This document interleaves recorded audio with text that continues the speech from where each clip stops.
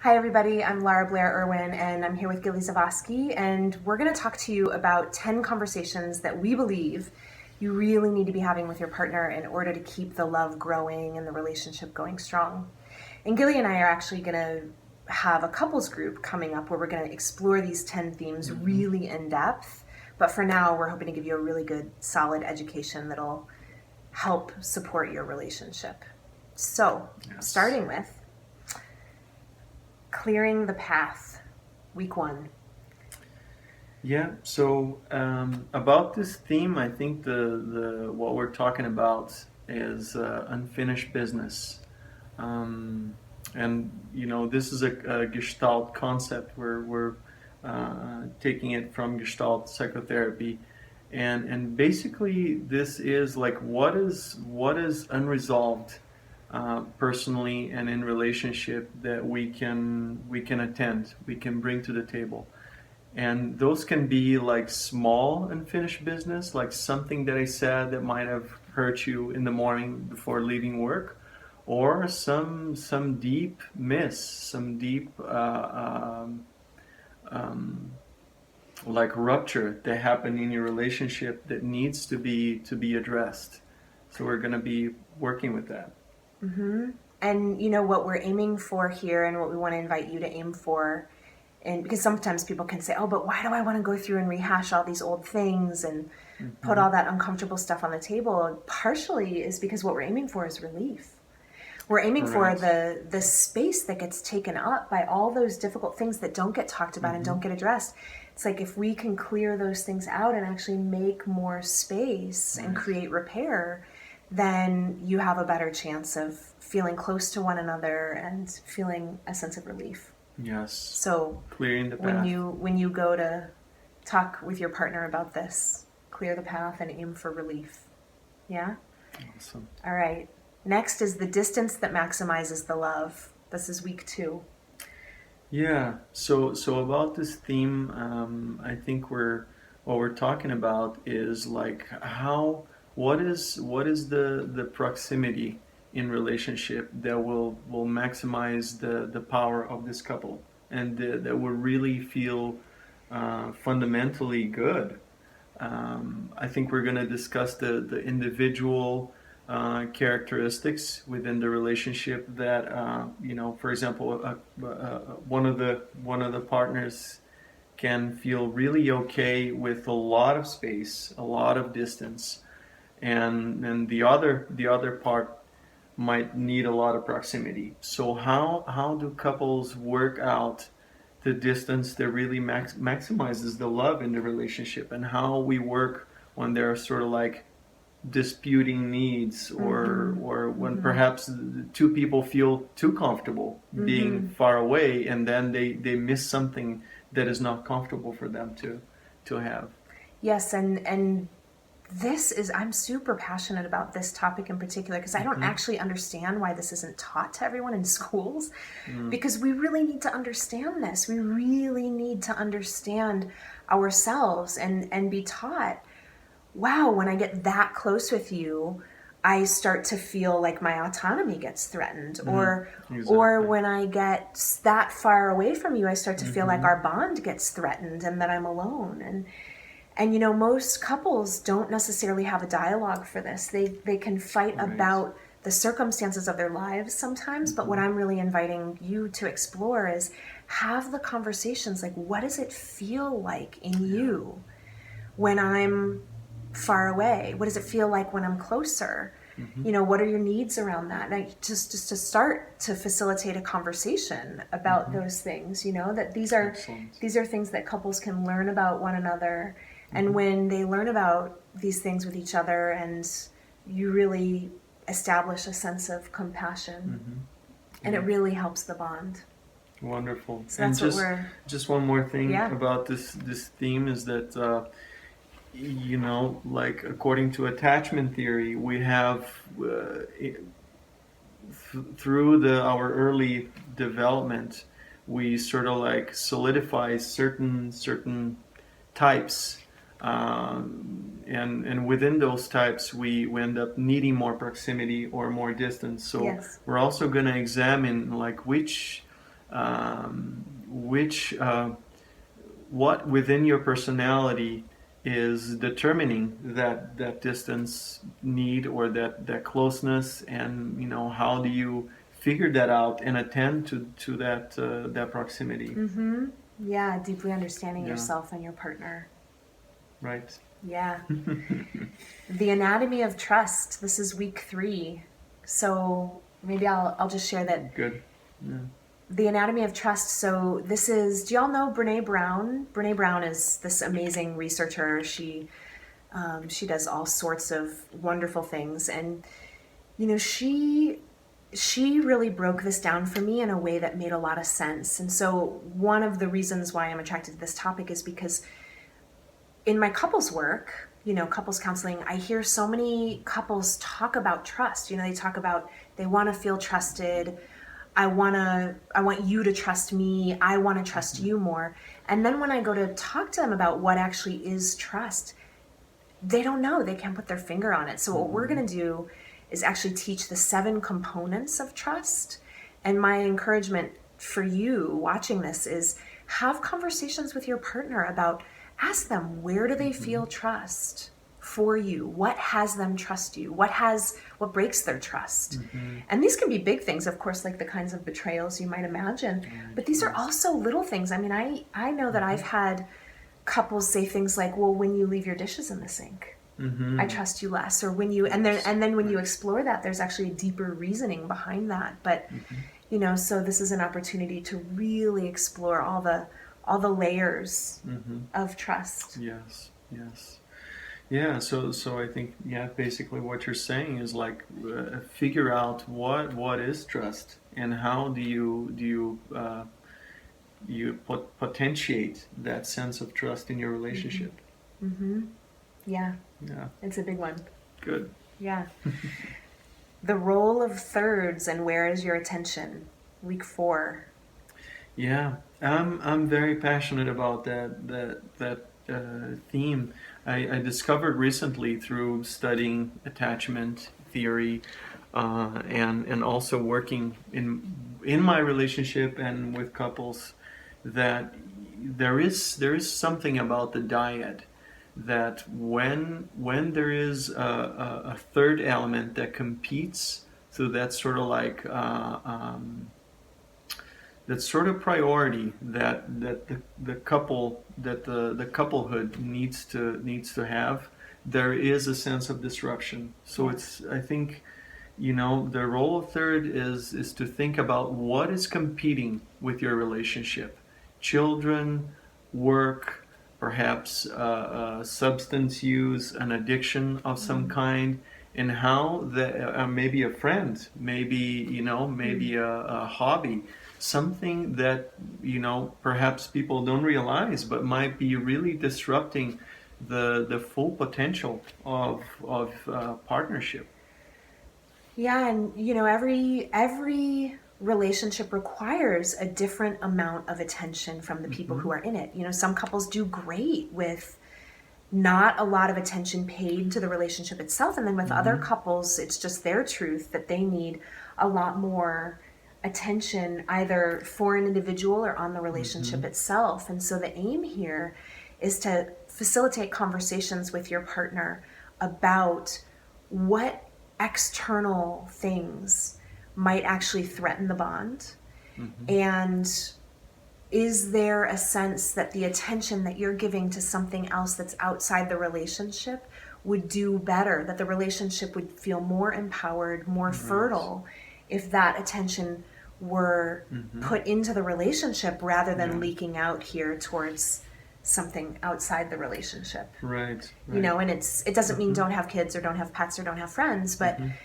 how do you relate to those things, and who's getting the juice? Where's that going?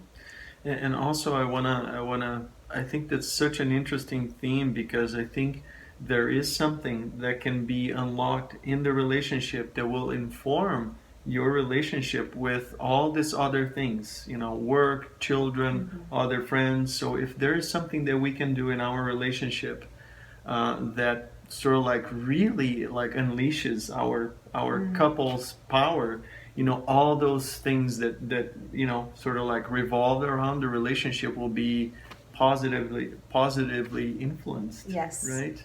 Yep. That's what we're going for. Cool. Okay, week 5, building a strong couple bubble. Mm-hmm. This Yeah. is super important. Yes. So important. Yeah.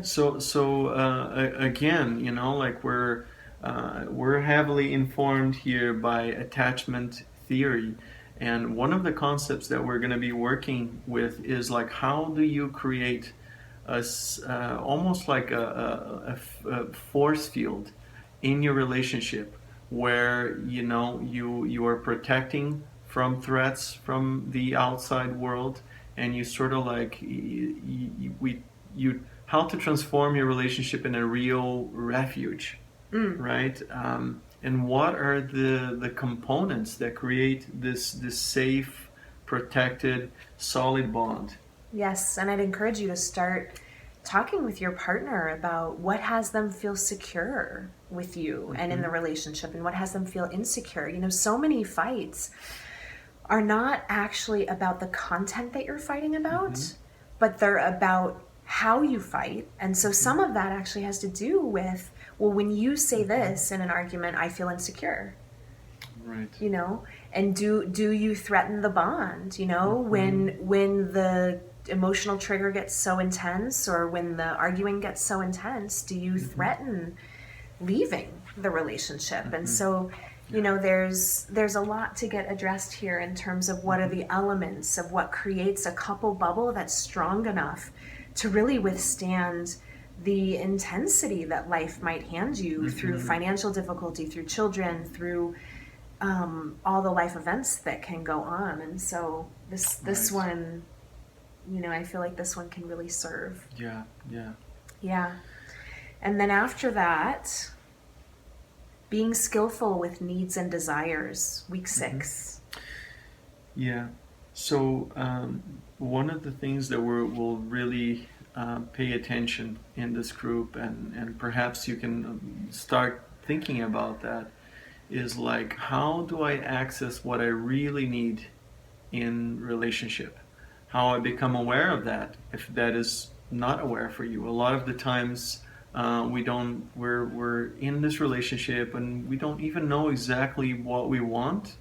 And then I think the second challenge is like, how do you articulate and you express to your partner that need? And a lot of this deep needs and desires, they are sort of like vulnerable to really articulate and express, and so we're going to be really working on how to listen to those needs, and how do you access that, and how do you articulate what you really want. Yeah, and what does it mean to be skillful? I mean, we could all show up in our relationships and start making demands and say, well, I need this and therefore you must give it to me. Right. But how do you include the other person, and what is it like to come from a place of deeply connecting with yourself inside, and then how do you help inspire your partner? Because the truth is people who love one another want to be generous with each other. They want to give to one another, and I'm sure you want to give to each other. And so how do we relate with our needs in such a way that it helps inspire our partner to give the generosity that they want to give anyway, right. and the love that they want to give? And so this is one of the places where I see couples will get really locked up about this, and I understand why. And there's so much potentiality here for having more intimacy, more connection, and feeling like we get our needs met. I know a lot of people even have questions about whether our needs can be met. I say yes. Yeah. I say yes, that we can too. feel fulfilled. Yeah, and that fundamentally, it is possible to feel fulfilled in relationship. Yes. And perhaps there are ways to fulfill each other's needs in a way that feels good, feels actually, joy, this joyful mutual giving where we're not feeling that we're depleted, but we're actually feeling enriched by each other. Mm-hmm. Yeah. Mm-hmm. It feels good just to talk about it. Yeah, yeah. Which then leads into conflict as a doorway to intimacy. So in the group, this is week 7. And so conflict is a doorway to intimacy. You know, I said earlier that so many fights in relationship are actually about how you're fighting. So this is some of what we'll explore in this week, and I invite you to explore also with each other. That's like, what are the things that where do you not fight fair? Mm-hmm. And also, what does it look like? You know, couples who know how to create repair are couples that wind up really making gold out of their conflict. You know, conflict doesn't have to be something that just drives a rift between you, but actually gets to also be an opportunity to get closer, you know, and how to do that, because so many couples just have, you know, the rupture, and then it's like, well, that's over now, and so moving on. Right. But, you know, the cycle of connection, rupture, repair, learning how to really do repair serves the couple so deeply, and then that's how we continue to learn one another over time and really deepen the connection. Right. And I'll just comment that, you know, in my personal relationship and now seeing couples in my psychotherapy private practice, I really see that, you know, this is a crux for everybody. How do we do conflict? How do we do conflict well? How to, you know, embrace the fact that, you know, there are going to be disagreements, differences, and how to really use that as a fuel for connection, and not as something that will, you know, drive us apart or something that we need to really avoid. Yes. So like, I think, you know, in my personal life, this is big for me. As soon as I started like embracing conflict and using certain skills to like to help us fight well, a lot of things change for the better. And like, I'm excited to work with people on how to do this. Yes. Yeah, me too. Yeah. All right, sharing power, money, and parenting, week 8. Gosh, you know, I love this one because sharing power isn't necessarily an easy thing to do all the time. And one of the ways that this shows up that I see a lot with couples is that, you know, it'll show up as one person is the primary breadwinner and manages the money, and maybe one person has the lion's share of the parenting time, and so they really have more influence over the children. And so when there's power differentials like that, while those are natural in relationships, you know, present day relationships, that's needed, it also can be so difficult sometimes for people sharing power and having control. And so some of what we invite you to look at is, where are those places where there's a power differential, and what comes up for you in that? You know, have conversations with your partner about this. Like, what is it like that they control this one aspect of the relationship? And what's that like for you? Right.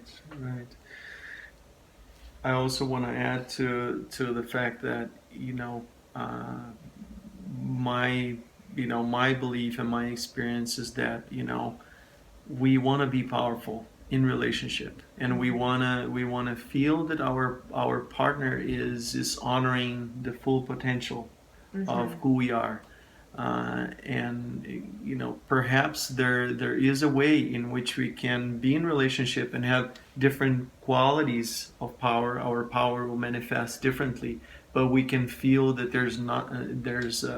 we're not shrinking. There's nothing lacking, that we're really bringing fully ourselves and sharing the power that we both have as individuals. Right? I mean, if I'm sure, like, a power differential, and say you earn all the money or you deal with the children, does that have to mean that I feel disempowered? How do I learn how to be skillful enough in myself that I can access my sense of empowerment, even if something's imbalanced? Because, you know, the truth is that everything's not always 50-50. Right. You know, and it's really cumbersome if it has to be 50-50, to help assuage the experience of disempowerment. It's crucial to learn how to feel empowered. Yeah, and perhaps how in partnership I can sort of like help my partner to feel himself or herself fully, and not feel that I'm holding back in some way my personal sense of vitality and strength and love and whatever I can bring. Yeah. Okay. This one's Pandora's box. I'm really excited about this one. Week 9, intimacy, sex, and security. Nice. So, this one, of course, it's provocative. So that's part of the reason that it excites me.